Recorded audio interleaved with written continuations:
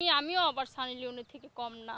কারণ হচ্ছে সানি লিওন তো ক্যামেরায় সুন্দরী, মানে ক্যামেরায় আর হচ্ছে সব কিছু হচ্ছে আলগা আলগা। তা আমার তো ওরকম কিছু না, আমি তো হচ্ছে গিয়ে যে অরিজিনালি একটা আর হচ্ছে ডুপ্লিকেট একটা। তো হতে কোনো সমস্যা নেই, যেহেতু আমি এক বড় নায়িকা হতে গেলে একটু একটু করতেই হয়, সমস্যা নেই। হব, পরিমণির থেকে বেশি হয়ে দেখাবো, সানি লিওনের থেকে বেশি হয়ে দেখাবো। তো সানি লিওন যা যা করে আমিও তাইতেই করব।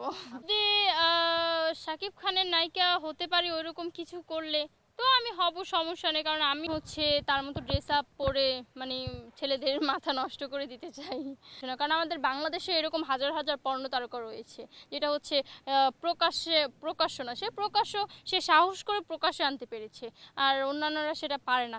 তাই তার দিক থেকে আমার মনে হয় যে সানি লিওন আগায় আছে। নায়িকা হতে হলে অবভিয়াসলি হচ্ছে মিডিয়ায় ছেলেদের সাথে সম্পর্ক ভালো রাখতে হয়, সেটা বলেন মাঠে ঘাটে দুইটাই।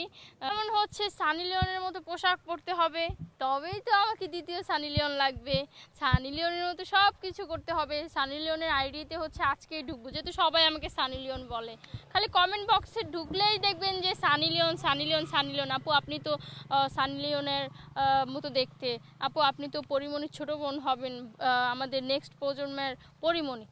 আমি তো বলি যে নেক্সট প্রজন্মের কেন, এখনকার প্রজন্মের। তো আজকে সুন্দর করে বাসায় যাব, বাসায় গিয়ে হচ্ছে সানি লিওনের আইডিটাকে ফলো দিব। নেগেটিভ ভিডিও বলতে আমি তার কোনো নেগেটিভ ভিডিও দেখিনি, সে যা ভিডিও করেছে মানসম্মত ভিডিও করেছে। কারণ কয়েকটা মিউজিক ভিডিও দেখেছি, এখন আমি পজিটিভ বলে আমি পজিটিভ দেখেছি, এখন যারা নেগেটিভ তারা তো নেগেটিভ দেখবেই। আমি পজিটিভ দেখেছি সেটা আমি জানি না, বাট হচ্ছে আমি তো খুব ছোট মানুষ, আমি অত কিছু বুঝি না। আমি জাস্ট হচ্ছে তার কয়েকটা গান দেখেছি।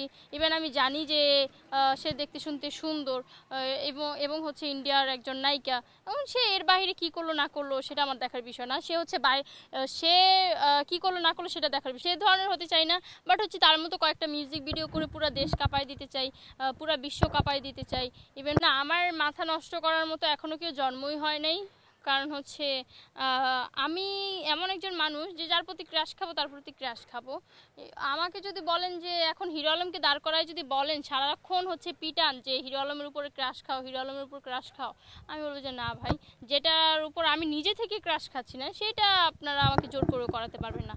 তো ব্যাপারটা হচ্ছে এরকম, আমার মাথা নষ্ট করার মতো এখনও কোনো ছেলে হচ্ছে পৃথিবীতে জন্ম হয়নি। না না, সেটা বলতে গেলে ওই যে যারা ঢাকা শহর ভাড়া থাকে তাদের তো টাঙ্কি নাই। এখন আমরা হচ্ছে নিজস্ব বাড়ি, আমাদের নিজস্ব সব কিছু, টাঙ্কি তো আমাদেরই থাকবে। তো তারা হয়তো কথাটা ওইভাবে বোঝাতে চাইছে, যারা ঢাকা শহর ভাড়া থাকে তাদের তো আর টাঙ্কি থাকবেও না, আরও চেষ্টা করলেও টাঙ্কি থাকবে না। ইভেন হচ্ছে আমার জানা মতে মিডিয়ায় ভালো কিছু করতে গেলে সুন্দর চেহারা লাগে, কিউটনেস লাগে, ইভেন হচ্ছে ক্যারেক্টারের সাথে যাতে মিল যায়, আর আকর্ষণীয় হতে হয়।